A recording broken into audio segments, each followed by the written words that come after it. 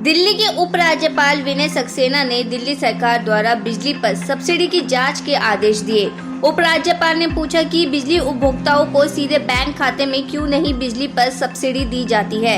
LG ने मुख्य सचिव से 1 हफ्ते में जांच रिपोर्ट देने के आदेश दिए हैं। दिल्ली सरकार द्वारा बिजली कंपनियों को दी जा रही पावर सब्सिडी में कथित गड़बड़ियों पर जांच होगी।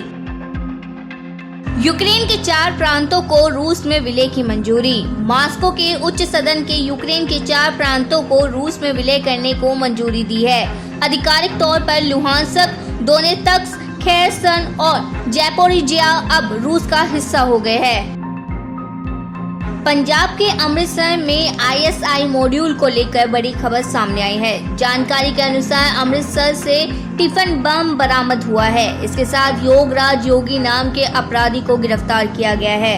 पंजाब में दहशत फैलाने की बड़ी वारदात को नाकाम करते हुए ISI समर्पित आतंकी मॉड्यूल के एक गुर्गे को पुलिस ने गिरफ्तार किया। गिरफ्तार किए गए अपराधी से tiffin bomb, 2 kilo heroin, 2 AK-56, 25 कारतूस, 1 पिस्तौल व कार भी बरामद की है। मनी लॉन्ड्रिंग मामले में महाराष्ट्र के पूर्व मंत्री अनिल देशमुख को बॉम्बे हाई कोर्ट से जमानत मिल गई है। 11 महीने बाद अनिल देशमुख को जमानत मिली। ईडी मामले में जमानत के बाद भी देशमुख CBI के मामले में जेल में रहेंगे। असम सरकार ने राज्य की मिजोरम के साथ लगती सीमा पर स्थित हैलाकांडी जिले के विवादित इलाके में बने 2 अस्थायी ढांचों को गिरा दिया। अधिकारियों ने मंगलवार को बताया कि पड़ोसी राज्य द्वारा आपत्ति किए जाने के बाद ये कदम उठाया गया है। उन्होंने बताया कि असम के बराक घाटी जिले के काचूथाड़ में प्रस्तावित निर्माण कार्य को लेकर मजदूरों के रहने के लिए ये 2 अस्थायी ढांचे बनाए गए थे। Royal Swedish Academy of Science में मंगलवार को Alain Aspect, John F Clauser और एंटोन जिलिन को भौतिकी का नोबेल पुरस्कार 2022 से सम्मानित किया गया। पिछले साल 3 वैज्ञानिकों सियोक्रो मानेबे, क्लाउस हैसनेन और जियोर्जियो पेरेसी को पुरस्कार से सम्मानित किया गया था। उत्तरकाशी में हुई हिमस्खलन में 2 महिला पर्वतारोहियों की मौत की पुष्टि हो गई। SDI की टीम नीव के बेस कैंप में पहुंची। एयरफोर्स के हेलीकॉप्टर की मदद से दुर्घटना स्थल तक पहुंचाया गया। एयरफोर्स के हेलीकॉप्टर भी उत्तरकाशी पहुंचे और क्षेत्र की रेकी कर रहे। पिछले साल हुए IIT-JEE परीक्षा में कथित हेरफेर के मामले में गिरफ्तार रूसी हैकर को CBI ने दिल्ली की राउंड एवेन्यू कोर्ट में पेश किया। CBI ने IGI हवाई अड्डे पर एक रूसी हैकर मिखाइल शर्गिन को गिरफ्तार किया था। उसने परीक्षा से छेड़छाड़ के लिए मिखाइल शर्गिन के खिलाफ लुक आउट सर्कुलर जारी किया। बीजेपी के प्रवक्ता सुधांशु त्रिवेदी ने दिल्ली में आम आदमी पार्टी की सरकार पर हमला बोलते हुए कहा है कि दिल्ली में विद्युत वितरण कंपनियों की प्रक्रिया में गंभीर भ्रष्टाचार के तथ्य सामने आए हैं। इसमें 4 से 5 बिंदु ऐसे जिससे जानने के बाद कोई भी व्यक्ति कह सकता है कि इसमें व्यापक भ्रष्टाचार हुआ है। विद्युत वितरण प्राइवेट कंपनियों के बकाये को केजरीवाल सरकार की प्रारंभिक बैठकों में ही तकरीबन 3200 करोड़ रुपए से अधिक की देनदारी को माफ कर दिया गया। प्रश्न ये उठता है कि ये क्यों किया गया।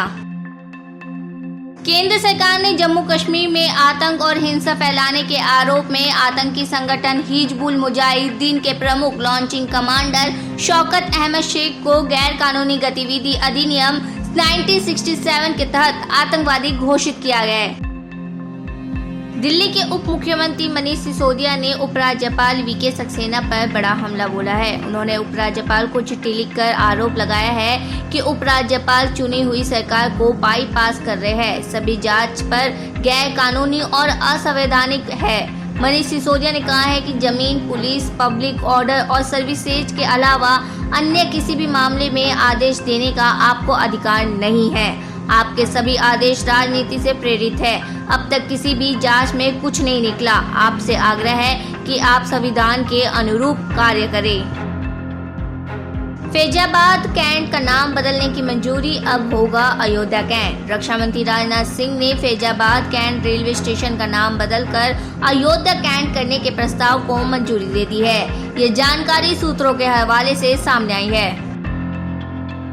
अमेरिका के कैलिफोर्निया राज्य में भारतीय मूल के एक परिवार के 4 सदस्यों का अपहरण कर लिया गया है, जिसमें 8 महीने की बच्ची भी शामिल है। पुलिस ने आगाह किया है कि संदिग्ध हथियारबंद है और उसे खतरनाक माना है। सेंट्रल वैली के परिवार का कैलिफोर्निया की मर्सड काउंटी में अपहरण किया गया। परिवार के सदस्यों की पहचान 8 माह की आरोही देरी, उसकी मां 27 वर्षीय जसलीन कौर, पिता 36 वर्षीय जसदीप सिंह और अंकल 39 वर्षीय अमनदीप सिंह के रूप में की गई है। सेना ने मुक्केबाज जैस्मिन लंबोरिया को रिक्रूट हवलदार के रैंक पर किया भर्ती।